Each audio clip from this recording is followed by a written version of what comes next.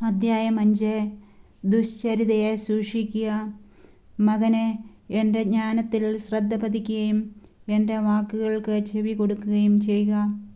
അപ്പോൾ നീ വിവേചനാശക്തി കാത്തു സൂക്ഷിക്കുകയും നിന്റെ അധരം അറിവ് സംരക്ഷിക്കുകയും ചെയ്യും. ദുശ്ചരിതയായ സ്ത്രീയുടെ അധരം തേൻ പൊഴിക്കുന്നു. അവളുടെ മൊഴികൾ തൈലത്തേക്കാൾ സ്നിഗ്ധമാണ്. എന്നാൽ ഒടുവിൽ അവൾ കാഞ്ഞിരം പോലെ കയ്പുള്ളവളും ഇരുതല വാൾ പോലെ മൂർച്ചയുള്ളവളുമായി തീരും. അവളുടെ പാദങ്ങൾ മരണത്തിലേക്ക് ഇറങ്ങുന്നു. അവളുടെ കാലടികൾ പാതാളത്തിലേക്കുള്ള മാർഗത്തിലാണ്. അവൾ ജീവൻ്റെ വഴി ശ്രദ്ധിക്കാതെ എങ്ങോട്ടെന്നില്ലാതെ അലഞ്ഞു തിരിയുന്നു. അവൾ അതറിയുന്നുമില്ല. ആകയാൽ മക്കളെ, ഞാൻ പറയുന്നത് കേൾക്കുവിൻ. എൻ്റെ വചനങ്ങളിൽ നിന്ന് വ്യതിചലിക്കരുത്. അവളിൽ നിന്ന് അകന്നു മാറുവിൻ. അവളുടെ വാതിൽക്കൽ ചെല്ലരുത്. ചെന്നാൽ മറ്റുള്ളവരുടെ ദൃഷ്ടിയിൽ നിന്റെ സത്കീർത്തി നഷ്ടപ്പെടുകയും നിന്റെ ആയുസ് നിർദ്ദയർ അപഹരിക്കുകയും ചെയ്യും. അന്യർ നിന്റെ സമ്പത്ത് മതിയാവോളം അപഹരിക്കുകയും നിന്റെ അധ്വാനത്തിൻ്റെ ഫലം അവരുടെ വീട്ടിലെത്തുകയും ചെയ്യും. അങ്ങനെ ജീവിതാന്ത്യത്തിൽ ശരീരം ക്ഷയിച്ച് എല്ലും തോലുമായി നീ ഞരങ്ങിക്കൊണ്ട് പറയും, ഞാൻ എത്രമാത്രം ശിക്ഷണം വെറുത്തു! എൻ്റെ ഹൃദയം എത്രമാത്രം ശാസനത്തെ പുച്ഛിച്ചു! ഞാൻ എൻ്റെ ഗുരുക്കന്മാരുടെ വാക്കുകൾ കേൾക്കുകയോ ഉപദേഷ്ടാക്കൾക്ക് ചെവി കൊടുക്കുകയോ ചെയ്തില്ല. സമൂഹത്തിനു മുൻപിൽ ഞാൻ തീർത്തും നശിച്ചവനെ പോലെയായി. നിന്റെ കിണറ്റിൽ നിന്ന്, നിന്റെ ഉറവയിൽ നിന്ന് മാത്രമേ വെള്ളം കുടിക്കാവൂ. നിന്റെ ഉറവകളെ മറുനാട്ടിലും നീരൊഴുക്കുകളെ തെരുവുകളിലും ഒഴുക്കിക്കളയുകയോ അവ നിന്റെ അടുത്തുള്ള അന്യർക്കു വേണ്ടിയാവാതെ നിനക്ക് വേണ്ടി മാത്രമായിരിക്കട്ടെ. നിന്റെ ഉറവ, നിന്റെ യൗവനത്തിലെ ഭാര്യ അനുഗ്രഹീതയായിരിക്കട്ടെ. അവളിൽ ആനന്ദം കൊള്ളുക. അവൾ ചന്തമുള്ളൊരു മാൻപേട, സുന്ദരിയായ മാൻപേട തന്നെ. അവളുടെ സ്നേഹം നിന്നെ സദാ സന്തോഷം കൊണ്ട് നിറയ്ക്കട്ടെ. അവളുടെ പ്രേമം നിന്നെ എപ്പോഴും ലഹരി പിടിപ്പിക്കട്ടെ. മകനെ, നീ ദുശ്ചരിതയായ സ്ത്രീക്ക് വഴിപ്പെടുകയും സ്വൈരിണിയുടെ വക്ഷസ്സിനെ ആശ്ലേഷിക്കുകയും ചെയ്യുന്നതെന്തിന്? മനുഷ്യൻ്റെ ചെയ്തികളെല്ലാം കർത്താവ് കാണുന്നു. അവിടുന്ന് അവൻ്റെ പാതകളെ ശോധന ചെയ്യുന്നു. ദുഷ്കൃത്യങ്ങൾ ദുഷ്ടനെ കെണിയിൽ വീഴ്ത്തുന്നു. സ്വന്തം പാപത്തിൻ്റെ വലയിൽ അവൻ കുരുങ്ങുന്നു. ശിക്ഷണരാഹിത്യത്താൽ അവൻ മൃതിയടയുന്നു. വലിയ ഭോഷത്വം നിമിത്തം അവൻ നശിക്കുന്നു. അധ്യായം 6. വിവിധ ഉപദേശങ്ങൾ. മകനെ, നീ അയൽക്കാരനു വേണ്ടി ജാമ്യം നിൽക്കുകയോ അന്യനു വേണ്ടി വാക്ക് കൊടുക്കുകയോ ചെയ്തിട്ടുണ്ടോ? നീ നിന്റെ സംസാരത്താൽ കുരുക്കിലാവുകയോ വാക്കുകളാൽ കുടുങ്ങിപ്പോവുകയോ ചെയ്തിട്ടുണ്ടോ? എങ്കിൽ മകനെ, നീ അയൽക്കാരൻ്റെ പിടിയിൽ പെട്ടിരിക്കുന്നത് കൊണ്ട് രക്ഷപ്പെടാൻ ഇങ്ങനെ ചെയ്യുക. ഉടനെ ചെന്ന് അയൽക്കാരനോട് നിർബന്ധമായി അപേക്ഷിക്കുക. നിന്റെ മിഴികൾക്ക് ഉറക്കമോ കൺപോളകൾക്ക് മയക്കമോ അനുവദിക്കരുത്. വേട്ടക്കാരനിൽ നിന്ന് മാനിനെപ്പോലെയും പക്ഷിയെപ്പോലെയും രക്ഷപ്പെട്ടുകൊള്ളുക. മടിയനായ മനുഷ്യ, എറുമ്പിൻ്റെ പ്രവൃത്തി കണ്ട് വിവേകിയാവുക. മേലാളനോ കാര്യസ്ഥനോ രാജാവോ ഇല്ലാതെ അത് വേനൽക്കാലത്ത് കലവറയൊരുക്കി കൊയ്ത്തുകാലത്ത് ഭക്ഷണം ശേഖരിച്ചു വയ്ക്കുന്നു. മടിയ, നീ എത്ര നാൾ നിശ്ചേഷ്ടനായിരിക്കും? നീ എപ്പോഴാണ് ഉറക്കത്തിൽ നിന്നുണരുക? കുറച്ചുകൂടി ഉറങ്ങാം, തെല്ലുനേരം കൂടി മയങ്ങാം, കൈയും കെട്ടിയിരുന്ന് അല്പം കൂടെ വിശ്രമിക്കാം. ഫലമോ, ദാരിദ്ര്യം വഴിപോക്കനെപ്പോലെയും ദുർഭിക്ഷം കൊള്ളക്കാരനെപ്പോലെയും നിന്റെ മുൻപിലെത്തും. നിർഗുണനായ ദുഷ്ടൻ കുടില സംസാരവുമായി ചുറ്റി നടക്കുന്നു. അവൻ കണ്ണുകൊണ്ട് അടയാളം കാട്ടുകയും കാലുകൊണ്ട് തോണ്ടുകയും വിരലുകൊണ്ട് ചൂണ്ടിക്കാട്ടുകയും ചെയ്യുന്നു. അവൻ തുടർച്ചയായി അനൈക്യം വിതച്ചുകൊണ്ട് വഴിപിഴച്ച ഹൃദയത്തോടെ തിന്മയ്ക്ക് കളമൊരുക്കുന്നു. തന്മൂലം പെട്ടെന്ന് അവൻ്റെ മേൽ അത്യാഹിതം നിപതിക്കും. നിമിഷത്തിനുള്ളിൽ അവൻ പ്രതിവിധിയില്ലാത്ത വിധം തകർന്നു പോകും. കർത്താവ് വെറുക്കുന്ന 6 കാര്യങ്ങളുണ്ട്. ഏഴാമതൊന്നുകൂടി അവിടുന്ന് മ്ലേച്ഛമായി കരുതുന്നു.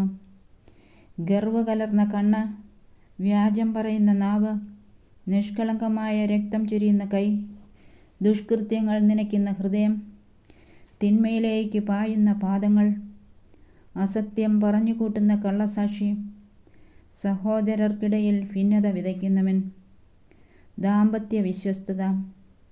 മകനെ, നിന്റെ പിതാവിൻ്റെ കൽപ്പന കാത്തുകൊള്ളുക, മാതാവിൻ്റെ ഉപദേശം നിരസിക്കുകയുമരുത്. അവയെ നിന്റെ ഹൃദയത്തിൽ സദാ ഉറപ്പിച്ചുകൊള്ളുക. അവ നിന്റെ കഴുത്തിൽ ധരിക്കുക.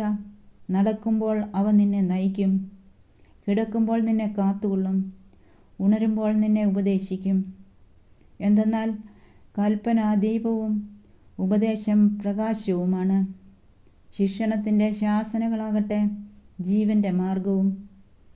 അവ ദുഷിച്ച സ്ത്രീയിൽ നിന്ന്, സ്വൈരിണിയുടെ മൃദുല ഭാഷണത്തിൽ നിന്ന് നിന്നെ കാത്തു സൂക്ഷിക്കുന്നു. അവളുടെ സൗന്ദര്യം നീ മോഹിക്കരുത്. കടാക്ഷ വിക്ഷേപം കൊണ്ട് നിന്നെ പിടിയിലമർത്താൻ അവളെ അനുവദിക്കുകയുമരുത്. എന്തെന്നാൽ വേശ്യയ്ക്ക് ഒരപ്പക്കഷ്ണം മതി കൂലി. വ്യഭിചാരിണിയാവട്ടെ ഒരുവൻ്റെ ജീവനെ തന്നെ ഒളിവിൽ വേട്ടയാടുന്നു.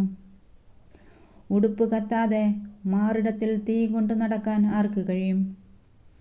അല്ലെങ്കിൽ കാലു പൊള്ളാതെ കനലിനു മീതെ നടക്കാൻ കഴിയുമോ? അതുപോലെ അയൽക്കാരൻ്റെ ഭാര്യയെ പ്രാപിക്കുന്നവനും അവളെ സ്പർശിക്കുന്നവനും ശിക്ഷ ഏൽക്കാതിരിക്കുകയില്ല. വിശപ്പടക്കാൻ ഒരുവൻ മോഷ്ടിച്ചാൽ ആളുകൾ അവനെ വെറുക്കുകയില്ലായിരിക്കാം. എങ്കിലും പിടിക്കപ്പെട്ടാൽ അവൻ 7 മടങ്ങ് പകരം കൊടുക്കേണ്ടി വരും. വീട്ടുമുതലെല്ലാം വിട്ടുകൊടുക്കേണ്ടി വരും. വ്യഭിചാരം ചെയ്യുന്നവന് സുബോധമില്ല. അവൻ തന്നെ നശിപ്പിക്കുകയാണ്. ക്ഷതങ്ങളും മാനഹാനിയുമാണ് അവന് ലഭിക്കുക. അവൻ്റെ അപമാനം തുടച്ചു മാറ്റപ്പെടുകയില്ല. എന്തെന്നാൽ അസൂയ പുരുഷനെ കോപാകുലനാക്കുന്നു. പ്രതികാരം ചെയ്യുമ്പോൾ അവൻ ദാക്ഷിണ്യം കാട്ടുകയില്ല. അവൻ നഷ്ടപരിഹാരമൊന്നും സ്വീകരിക്കുകയില്ല. എത്ര വലിയ പാരിതോഷികങ്ങളും അവനെ പ്രീണിപ്പിക്കുകയില്ല. അധ്യായം 7.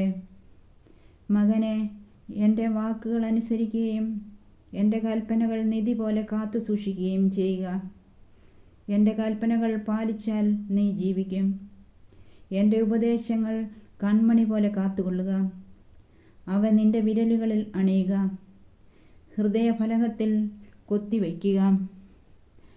ദുശ്ചരിതയായ സ്ത്രീയിൽ നിന്ന്, മൃദുല ഭാഷണം നടത്തുന്ന സ്വൈരിണിയിൽ നിന്ന് നിന്നെ തന്നെ സംരക്ഷിക്കാൻ ജ്ഞാനത്തോട് നീ എൻ്റെ സഹോദരിയാണെന്നും ഉൾക്കാഴ്ചയോട് നീ എൻ്റെ ഉറ്റ സുഹൃത്താണെന്നും പറയുക. ഞാൻ വീടിൻ്റെ ജനാലയ്ക്കൽ നിന്ന് വിരിക്കിടയിലൂടെ വെളിയിലേക്ക് നോക്കി. ശുദ്ധഗതിക്കാരായ യുവാക്കളുടെ കൂട്ടത്തിൽ ബുദ്ധിശൂന്യനായ ഒരുവനെ ഞാൻ കണ്ടു. അവൻ വഴിക്കോണിൽ അന്തിമിനുക്കത്തിൽ രാത്രിയുടെയും ഇരുളിൻ്റെയും മറവിൽ അവളുടെ വീട്ടിലേക്കുള്ള വഴിയിലൂടെ നീങ്ങിക്കൊണ്ടിരുന്നു. അപ്പോൾ കുടിലഹൃദയയായ അവൾ വേശ്യയെപ്പോലെ ഉടുത്തൊരുങ്ങി അവനെതിരെ വന്നു. അവൾ ഉച്ചത്തിൽ സംസാരിക്കുന്നവളും തന്നിഷ്ടക്കാരിയുമാണ്. അവൾ വീട്ടിൽ ഉറച്ചിരിക്കാറില്ല. തെരുവിലും ചന്തയിലും ഓരോ മൂലയിലും മാറി മാറി അവൾ കാത്തിരിക്കുന്നു. അവൾ അവനെ പിടികൂടി ചുംബിക്കുന്നു. നിർലജ്ജമായ മുഖഭാവത്തോടെ അവൾ അവനോട് പറയുന്നു, എനിക്ക് ബലികൾ സമർപ്പിക്കാനുണ്ടായിരുന്നു.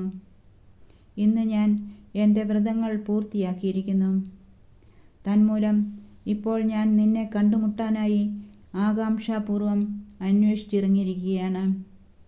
ഞാൻ നിന്നെ കണ്ടെത്തുകയും ചെയ്തു. ഞാൻ എൻ്റെ തൽപ്പം വിരികൾ കൊണ്ടും ഈജിപ്തിലെ വർണ്ണപ്പകിട്ടാർന്ന പട്ടുകൊണ്ടും അലങ്കരിച്ചിരിക്കുന്നു. ഞാൻ മീറ, അകിൽ, കറുവാപ്പട്ട എന്നിവയാൽ എൻ്റെ കിടക്ക സുരഭിലമാക്കിയിരിക്കുന്നു. പ്രഭാതമാകുന്നതുവരെ നമുക്ക് കൊതിതീരെ സ്നേഹം നുകരാം. നമുക്ക് സ്നേഹത്തിൽ ആറാടാം. എന്തെന്നാൽ എൻ്റെ ഭർത്താവ് വീട്ടിലില്ല. അവൻ ദീർഘയാത്ര പോയിരിക്കുന്നു. സഞ്ചി നിറയെ പണവും കൊണ്ടുപോയിട്ടുണ്ട്. വെളുത്ത വാവിനെ തിരിച്ചെത്തു. ഒട്ടേറെ ചാടുവാക്കുകൾ കൊണ്ട് അവൾ അവനെ പ്രേരിപ്പിക്കുന്നു. മധുരമൊഴിയാൽ അവൾ അവനെ നിർബന്ധിക്കുന്നു.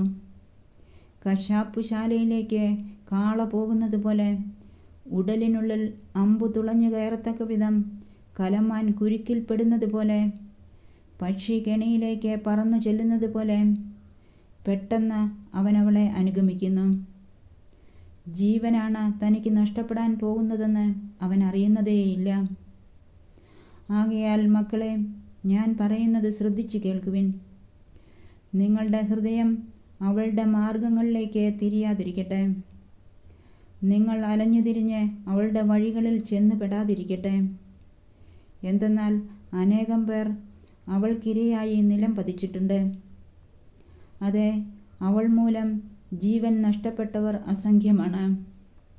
അവളുടെ ഭവനം പാതാളത്തിലേക്കുള്ള വഴിയാണ്. മരണത്തിൻ്റെ അറകളിലേക്ക് അത് ഇറങ്ങിച്ചെല്ലുന്നു. അധ്യായം 8.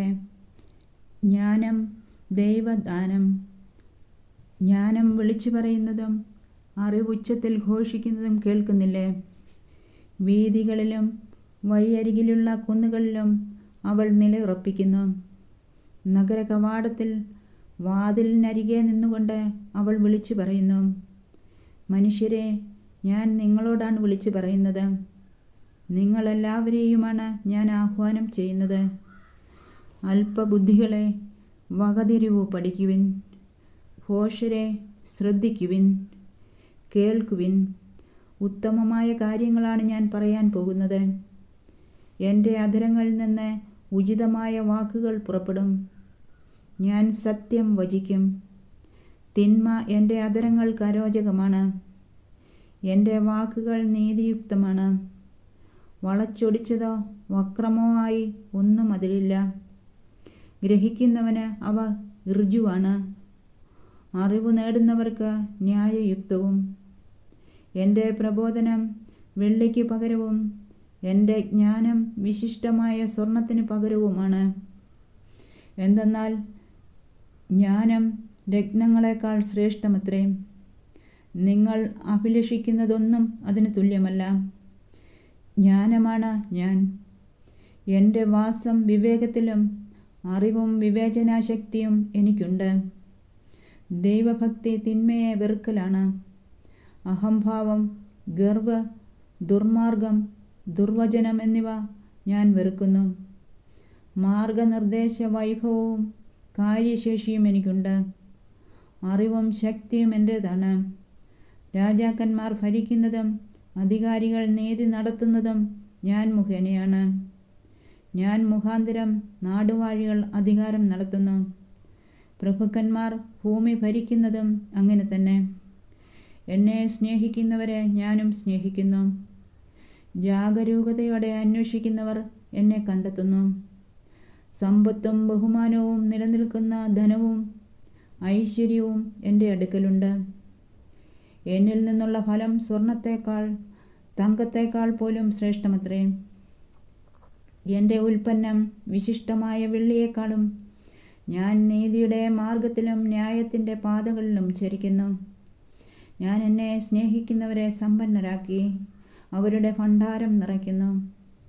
കർത്താവ് തൻ്റെ സൃഷ്ടികർമ്മത്തിൻ്റെ ആരംഭത്തിൽ തൻ്റെ എല്ലാ ആദ്യ സൃഷ്ടികളിലും ആദ്യത്തേതായി എന്നെ സൃഷ്ടിച്ചു.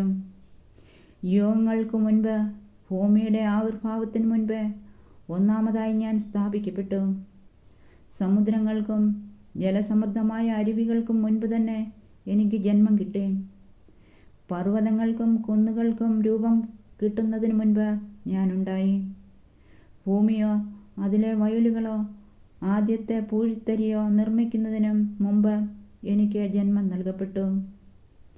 അവിടുന്ന് ആകാശങ്ങൾ സ്ഥാപിച്ചപ്പോഴും സമുദ്രത്തിനു മീതെ ചക്രവാളം നിർമ്മിച്ചപ്പോഴും ഉയരത്തിൽ മേഘങ്ങളെ ഉറപ്പിച്ചപ്പോഴും സമുദ്രത്തിന് ഉറവുകളെ സ്ഥാപിച്ചപ്പോഴും ജലം തൻ്റെ കൽപ്പന ലംഘിക്കാതിരിക്കാൻ വേണ്ടി സമുദ്രത്തിന് അതിരിട്ടപ്പോഴും ഭൂമിയുടെ അടിത്തറ ഉറപ്പിച്ചപ്പോഴും വിദഗ്ധനായ ഒരു പണിക്കാരനെ പോലെ ഞാൻ അവിടുത്തെ അരികിലുണ്ടായിരുന്നു. അനുദിനം ആഹ്ലാദിച്ചുകൊണ്ടും അവിടുത്തെ മുമ്പിൽ സദാ സന്തോഷിച്ചുകൊണ്ടും ഞാൻ കഴിഞ്ഞു. മനുഷ്യൻ അധിവസിക്കുന്ന അവിടുത്തെ ലോകത്തിൽ ഞാൻ സന്തോഷിക്കുകയും മനുഷ്യപുത്രരിൽ ആനന്ദം കണ്ടെത്തുകയും ചെയ്തു. ആകയാൽ മക്കളെ, എൻ്റെ വാക്കുകൾ ശ്രദ്ധിക്കുവിൻ. എൻ്റെ മാർഗങ്ങൾ പിന്തുടരുന്നവർ ഭാഗ്യവാന്മാരാണ്. പ്രബോധനം കേട്ട് വിവേകികളായിത്തീരുവിൻ, അതിനെ അവഗണിക്കരുത്.